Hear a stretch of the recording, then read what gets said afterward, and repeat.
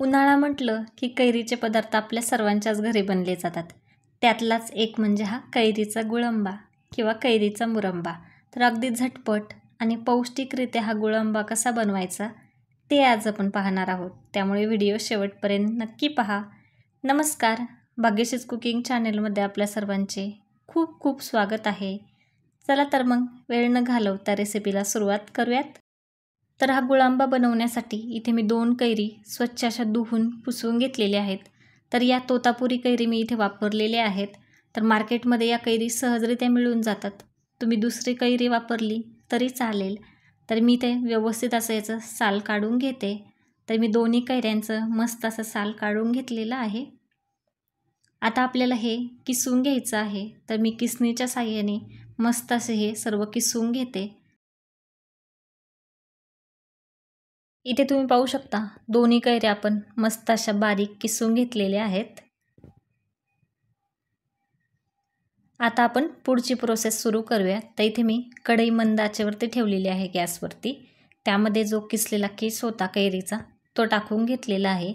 आणि आता यानंतर आपल्याला गूळ घालायचा आहे. तर इथे मी 1 वाटी चिक्कीचा गूळ वापरलेला आहे. तुमच्याकडे दुसरा गूळ असेल तो पण वापरू शकता. तर हा गूळ टाकण्याच्या आधी मी हा बारीक करून घेतलेला होता, त्यामुळे तो लवकर विरघळला जातो.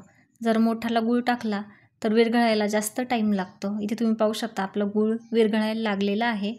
आता आपण झाकण ठेवून हे 10 मिनिट शिजवून घेणार आहोत. 10 मिनिटानंतर पाहू शकता आपला गुळाचं मस्त असं पाणी झालेलं आहे.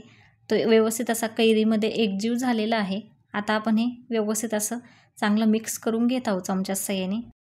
तर आणखी 5 ते 7 मिनिट आपण हे शिजवून घेणार आहोत मंद आचेवरती. तर तुम्ही अजूनही चॅनलला सबस्क्राईब केलं नसेल तर अशाच नवनवीन रेसिपी पाहण्यासाठी चॅनलला सबस्क्राईब करायला विसरू नका.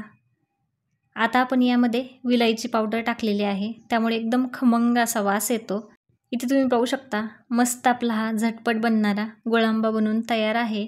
आणि हा तुम्ही स्टोअर पण करून ठेवू शकता. मस्त असं टेक्स्चर आलेलं आहे. जर तुम्हाला हा मुरंबा आणखी चटपटीत बनवायचा असेल तर यामध्ये थोडीशी काळी मिरीची पावडर, मीठ आणि थोडे मसाले टाकू शकता. त्यामुळे आणखीनच चटपटीत हा मुरंबा बनवून तयार होतो. तर तुम्ही या पद्धतीने मुरंबा कधी करून पाहिला नसेल तर एकदा नक्की ट्राय करून पहा. खायला खूप अप्रतिम लागतो. तर ही रेसिपी कशी वाटली हे कमेंटमध्ये सांगायला विसरू नका.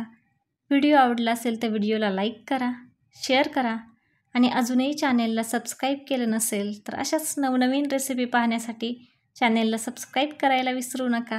धन्यवाद.